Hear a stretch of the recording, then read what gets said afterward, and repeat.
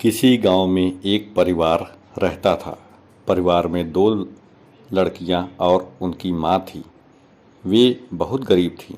माँ घर के काम करती थी और दोनों बेटियां जंगल से लकड़ियां बीनकर बाजार में बेचती थीं। तीनों मिलकर काम करतीं, तब कहीं जाकर घर का गुजारा होता था। एक दिन दोनों लड़कियां जंगल में लकड़ी बीनने गईं। उनकी माँ बाहर आंगन में कपड़े सुखा रही थी। तभी आंगन में कहीं से उड़कर एक हंस आया।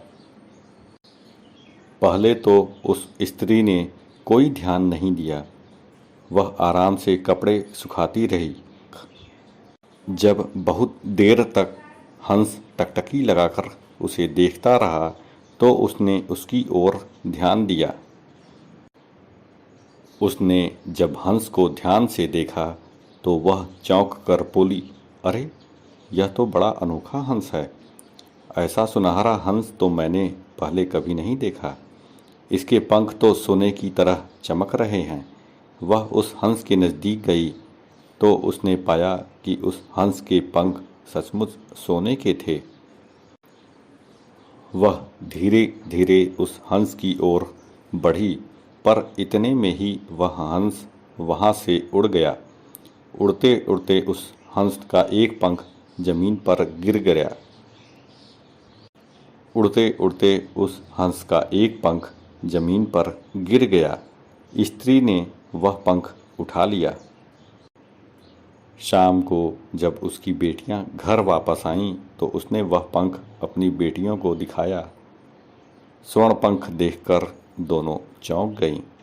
वह स्त्री स्वर्ण पंख लेकर एक सुनार के पास गई, उसे बेचा और उससे मिले पैसों से घर का आवश्यक सामान लेकर आई। इसके बाद तो यह रोज़ का सिलसिला हो गया। वह सुनहरे पंख वाला हंस आंगन में रोज़ आता और एक स्वर्ण पंख छोड़कर चला जाता।